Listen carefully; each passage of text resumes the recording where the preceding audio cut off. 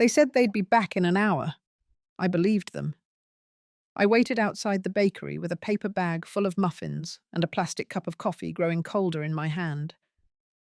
I watched the cars pass by one after another, none of them slowing down. No messages, no missed calls, no footsteps coming back. In that moment on a roadside bench outside a quiet little town, I realized something that hit harder than I expected.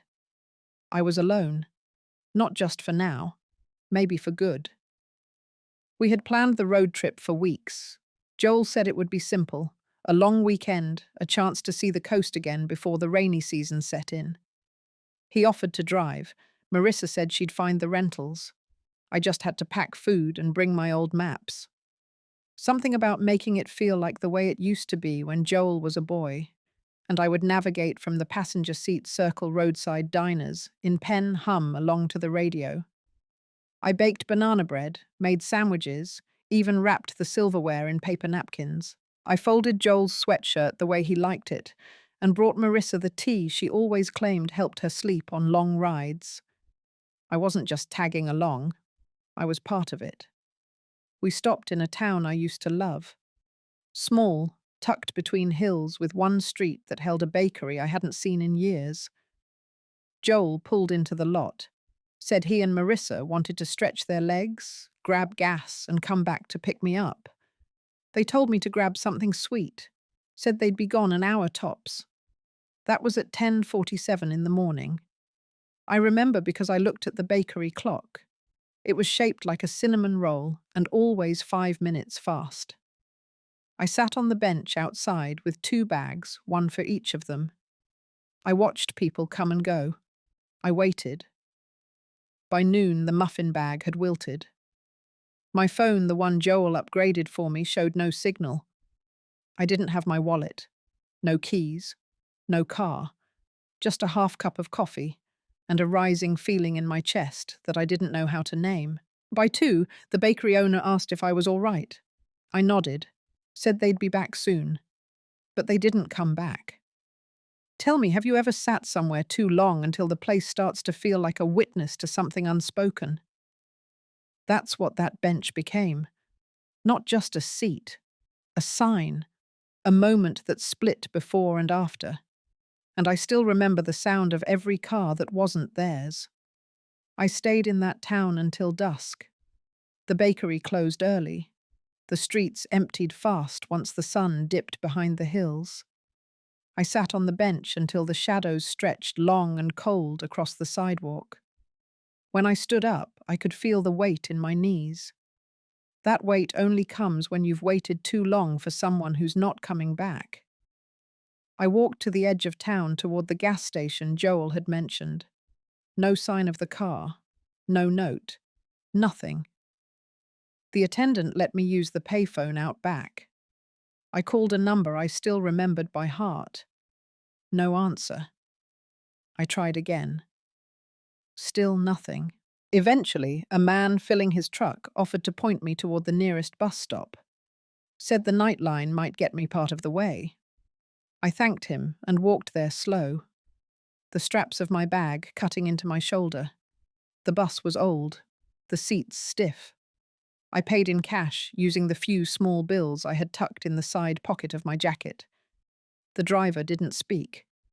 Neither did the woman sitting behind me or the teenager with headphones up front. It was the kind of silence that didn't feel restful. It just sat there, heavy and still. We made 3 stops that night. At each one, I looked out the window, half hoping to see someone I knew. At the second stop, I tried to nap. Curled against the window, my jacket balled behind my head. That's when the memory came back. Joel had been 5. He had a fever that wouldn't break. We stayed up all night together. I remember the way he clung to my wrist while I placed the cold cloth on his forehead. I sang softly over and over even when I lost my voice. That night I didn't sleep. I just watched him breathe. Every slow rise of his chest felt like proof that I was doing something right. Sitting on that bus, I remembered that version of him. The boy who once whispered that he didn't want anyone else but me. By the time the bus pulled into the next town, it was past midnight. I got out and sat on a metal bench outside a closed hardware store. It was colder now. I wrapped my arms around myself and pulled my hood up. The street was empty. It's strange how the memory of someone small and warm in your arms can sit beside the reality of being alone on a freezing street and still feel connected. I didn't cry. I just sat still, waiting for the next bus, wondering when exactly he stopped needing me, and how I never noticed it happening. By the time I reached my street, the sky had turned a soft grey. My feet were sore. My back ached from the ride. But more than anything, it was the kind of tired that went beyond the body, the kind that settles into your bones. I stepped up to the porch and tried the front door. Locked. I reached into my coat pocket out of habit, knowing the keys weren't there. I hadn't carried them in months. Joel had offered to take care of all the household things, said I didn't need to worry about carrying keys or remembering codes. At the time, it had felt like kindness. I knocked once, then again. Nothing. I sent a message, then another. The screen stayed still. No typing bubbles, no reply. The porch light clicked off automatically. That was new. Another setting Joel must have changed. I sat down on the bench by the window, same spot where I used to rest while waiting for grocery deliveries. It still had the cushion I sewed 2 winters ago, the one Marissa said didn't match the siding. I waited there, hoping to hear the sound of a car pulling into the driveway, the engine that used to mean someone was home.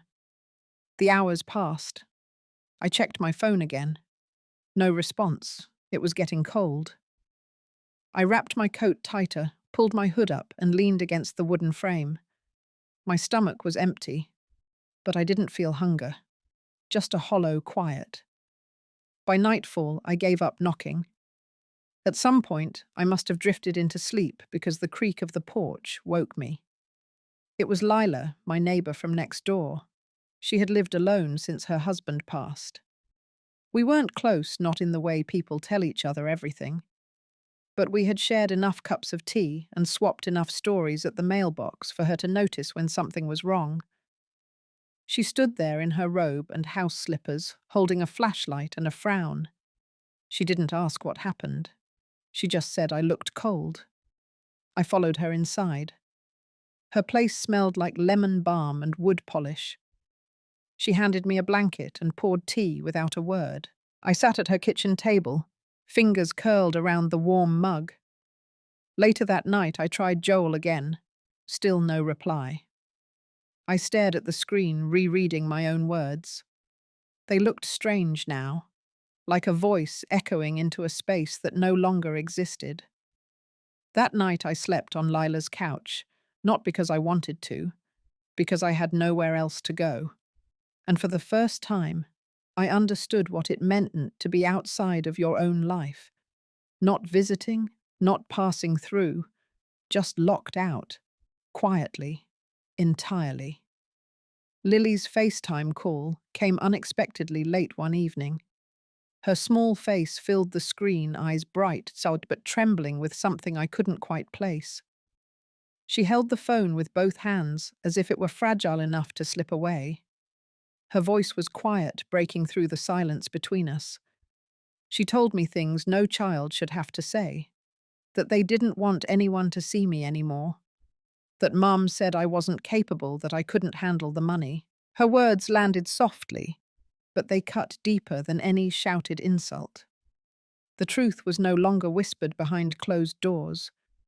It was now spoken through a child's tears. I held the phone tight, unable to offer more than a nod, though she couldn't see it. Lily's tears mirrored the ones I had long swallowed, the ones that never found a voice. Her innocence was stolen, shaped by the harsh words of her parents. That night after the call, I stared at the ceiling, the darkness wrapping around me like a heavy cloak. The shadows reminded me of the countless nights I spent nursing Joel when he was sick as a boy, his small body fighting pneumonia. Back then, I was his protector, his anchor in a world that often felt too big and cold. Now that world had shifted and the roles had reversed. I was the one left vulnerable, isolated by those I had trusted most. The next day, I discovered the envelope on my doorstep. It was thick and official-looking, stamped with the county's seal. Inside was paperwork, legal documents, declaring me mentally incapacitated, a claim that left me breathless. Joel's name was on it, as the petitioner supported by Marissa's signature. They were moving to take control of everything, starting with my assets. I sat on the worn wooden floor and traced the edges of the papers. The handwriting was neat, practiced cold. The words spoke of assessments and declarations designed to strip away my independence. I felt the ground shift beneath me, a house of cards built on betrayal. The woman next door, Lila, noticed the change in me. She came over with a plate of homemade bread, no questions asked, just company. Her quiet presence was a balm to the raw ache inside. She didn't pretend to have answers. She simply sat beside me, letting me know I was not alone. That day marked the beginning of a new chapter 1, where I realized that the fight was not just about money or a house. It was about reclaiming my voice, my dignity, and the right to be seen as more than an obstacle to be removed.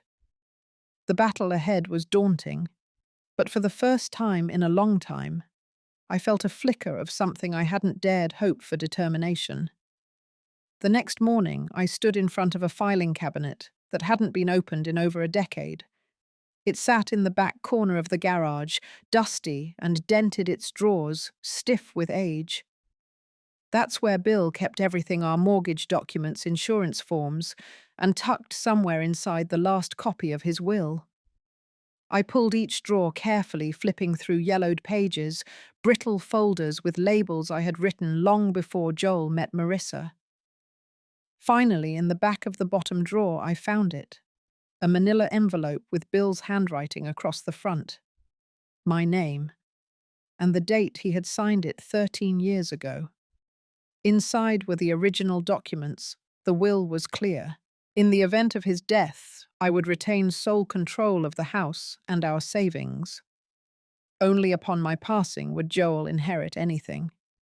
There was a clause that protected me from any transfer or override without my written consent. I ran my fingers over Bill's signature. His pen always leaned slightly to the right, even when he was nervous. I remembered the day we signed those papers. We had just come back from the hospital after his second heart scare. He wanted to be sure things were in order. Back then, I didn't want to talk about it. But now that document was all I had left between me and the people who wanted me erased. Later that afternoon, I brought the envelope to the office of Leonard Hill, the same attorney who had helped Bill draft the will. The sign out front was faded, and the waiting room hadn't changed much since I'd last been there. Leonard was older now, but sharp. He looked through the pages carefully, then leaned back in his chair. He told me something I wasn't expecting. A few months ago, Joel had contacted the office asking for a copy of the original will. Said he was helping me get organized, claimed I had lost the originals. Leonard refused to release it without my consent, but Joel had managed to get a scanned draft from a shared folder Bill once created for emergency backups. Joel had taken that version and tried to file a request to revise it. According to Leonard, the courts hadn't finalized anything. No approval, no certified changes. It was still pending, waiting on a competency hearing. That explained the paperwork I had found in the envelope on my doorstep. Joel had been building his case, not with confrontation, but with quiet, strategic moves behind the scenes. I sat with Leonard for another hour. We discussed options. He recommended creating a new legal wall, one that would hold even against a blood relative. I nodded. I was ready. That night, I placed the original will in a new fireproof box beside my bed. I didn't tell anyone. I didn't send any messages. I let the silence hold. Because now I knew something they didn't. I wasn't broken. I was preparing. I took a cab across town to meet Carol Simmons. We hadn't spoken in years. She used to be our neighbour, then our accountant, then the woman who brought over fresh peach cobbler when Bill died. After she retired, she moved to a quieter part of town. I knew she'd understand what needed to be done. She welcomed me without hesitation. Her home was filled with paper file boxes and the soft smell of lavender soap. We sat at her dining table, 2 mugs of tea between us, and I explained everything. Joel, the forged documents, the petition to declare me mentally unfit, and the quiet ways he and Marissa were trying to move my life around without asking. Carol didn't flinch. She nodded slowly, then walked to a cabinet and returned with a thin binder. Inside was a blueprint for a personal protection trust. Not one of those flashy estate tools for millionaires. This was different. Private, legal, and fully within my rights. With her help, we began the paperwork. We listed the house first, then the savings, then the small pension I still received from my years working at the community college.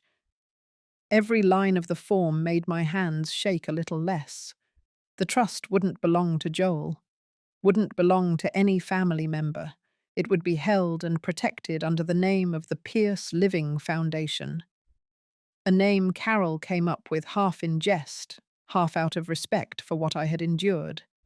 She said it sounded like a name no one would question. I agreed.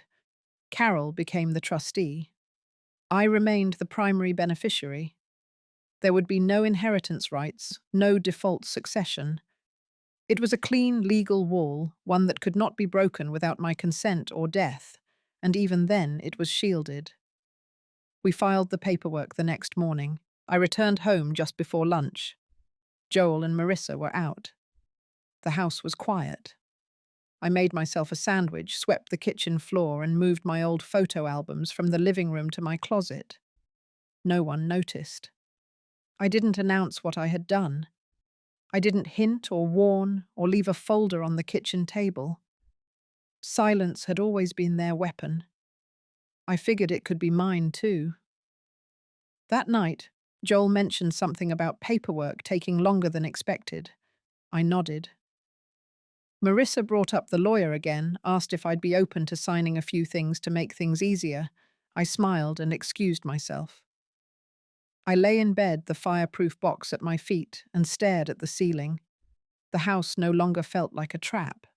It felt like a chessboard, one where I had just moved my queen. And for once, they didn't even realize I was still playing. The envelope came on a Thursday morning, left on the hallway table next to the mail. Marissa must have placed it there before heading out. It was cream-colored, thick, with a gold border pressed around the edges. Formal. Performative. Inside was a card printed in cursive. Joel and Marissa were hosting a private dinner at the house. A thank you gathering in honor of my grace and cooperation. It read like a public relations statement, not a message to a mother. They wanted to celebrate what they called a transition done with maturity and respect. At the bottom, in smaller print, it listed the expected dress code and asked for discretion. A line that struck me more than all the others. Not a celebration, then. A curtain call. One they believed I had no lines left in. I folded the card and placed it in the drawer by my bedside, next to a copy of the trust documents and the handwritten notes Carol had helped me prepare. Not out of spite, just as insurance. Proof. I accepted the invitation, not because I wanted to be there, but because silence, when used right, can change the room louder than any voice. In the days that followed, I remained still. I continued the small routines. I swept the hallway. I watered the front planter. I greeted Marissa when she passed, though she barely looked up from her phone. Joel came home late most evenings, talking softly on calls in the garage. I didn't ask. I didn't interfere. I didn't need to. On the morning of the dinner, I ironed one of my older dresses, a dark navy one, simple but clean. I brushed my hair, put on the small pearl earrings Bill had given me on our 25th anniversary. They weren't fancy, but they were mine.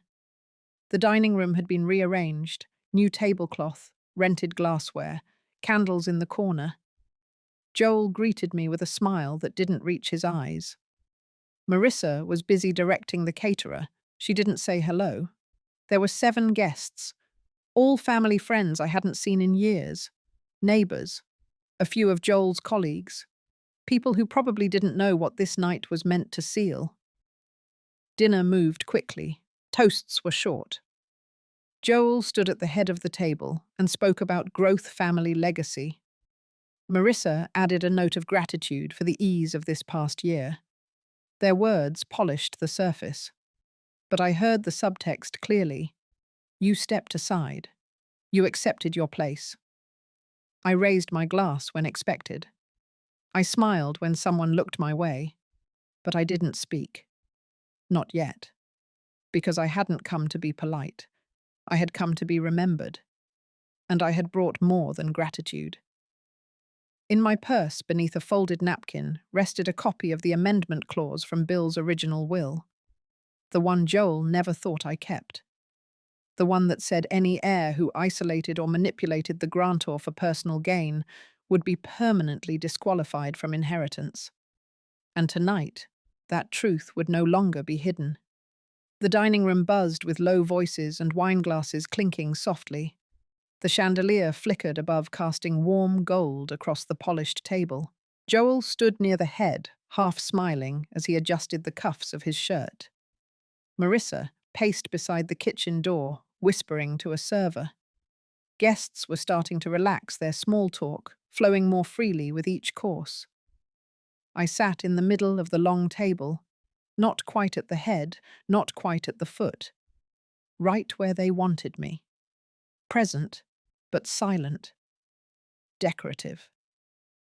Joel lifted his glass. The room quieted. He began with practiced charm, thanking everyone for coming, speaking about transitions and legacy. He used words like gratitude and resilience wrapped in careful formality. Then, with a nod toward me, he said it had been a challenging but graceful year, that the family was grateful for my trust and for the peaceful handling of the estate. He raised his glass. To dignity, he said. To family. Marissa joined in.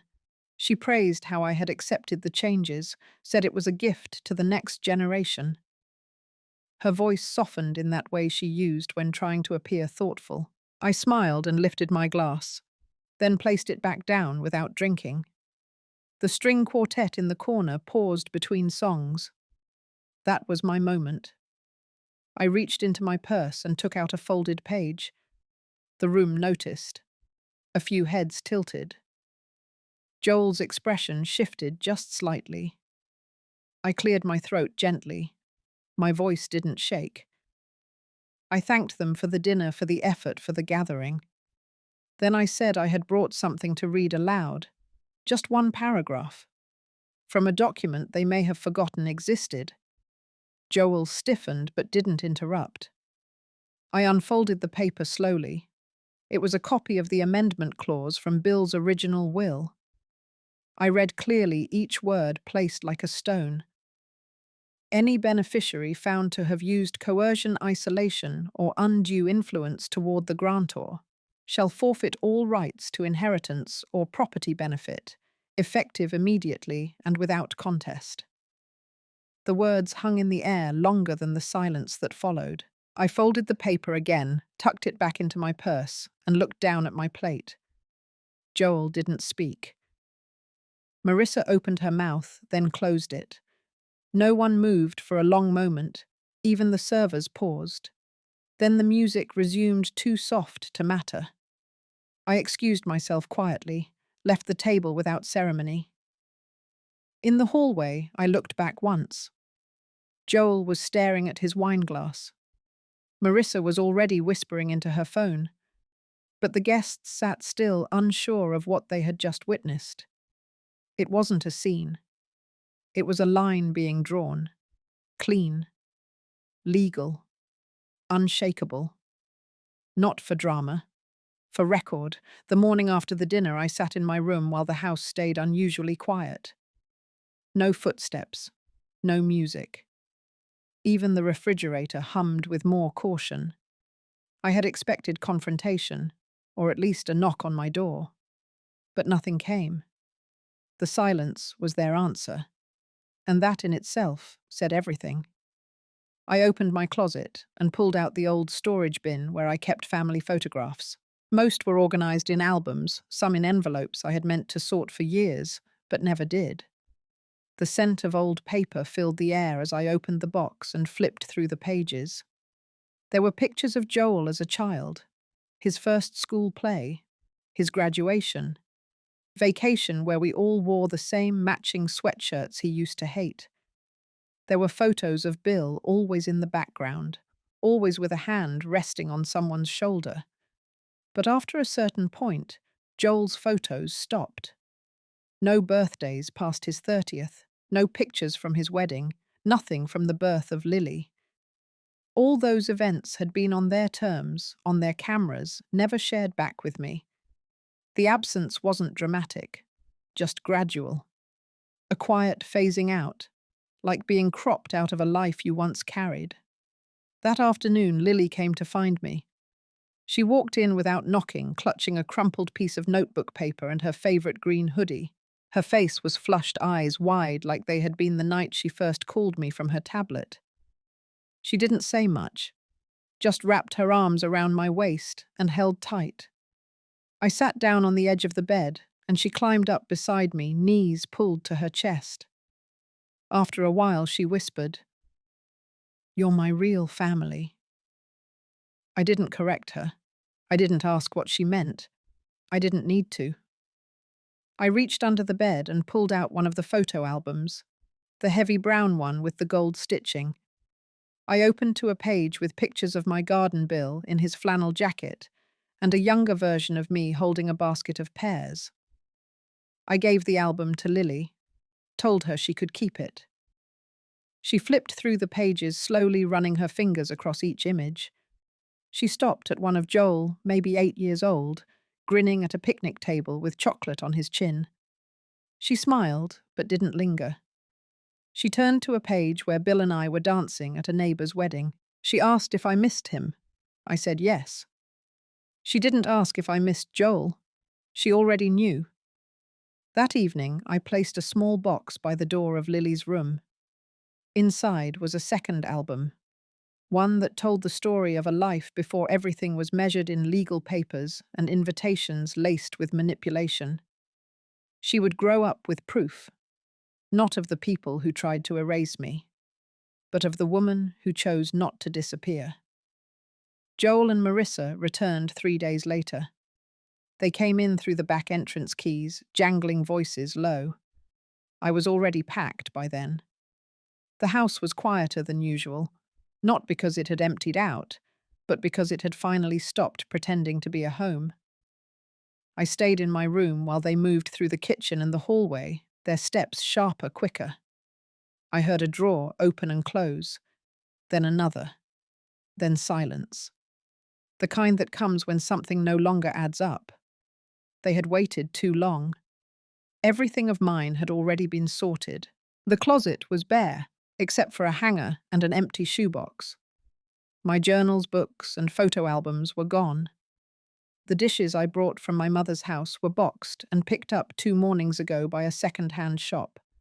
The piano I hadn't played in years was sold to a local church. Each room that once held something of me now held only space. At noon, Joel knocked.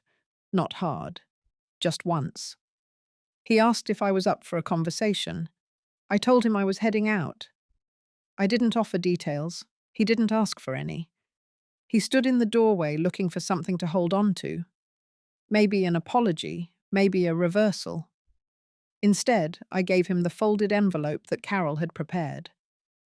Inside was the confirmation from the county and the trust office, a legal summary of the full asset transfer, the house, the savings, the insurance benefits, all secured under the Pierce Living Foundation.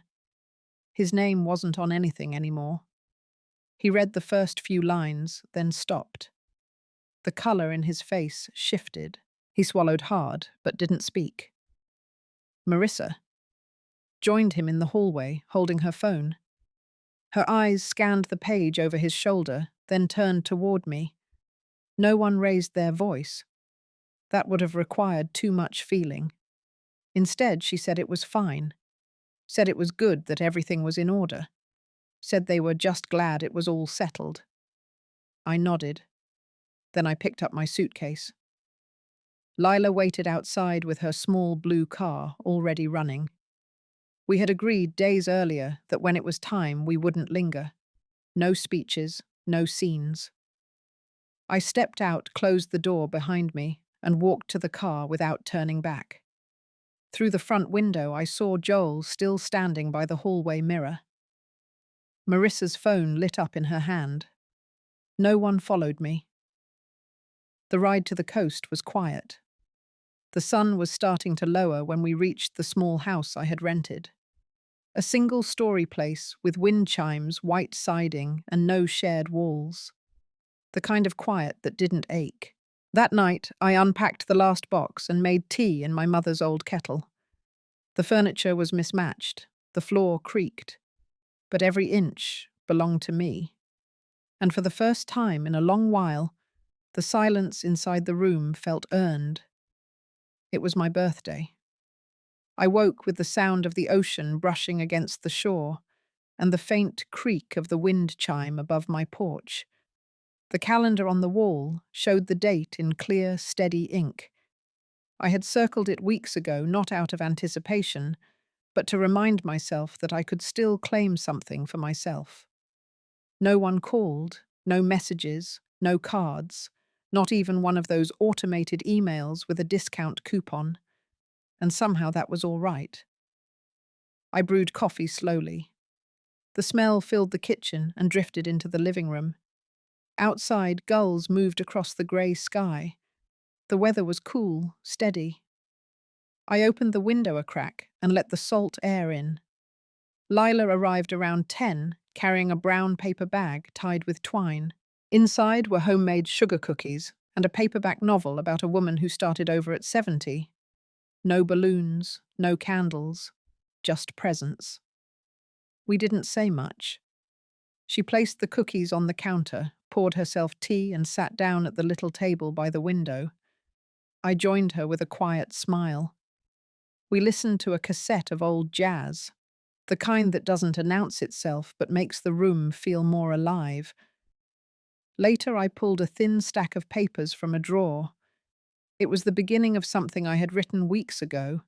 Not a memoir, not exactly. More a letter in chapters. Notes to the woman I had been before all of it. Before the silence, before the forced forgetting.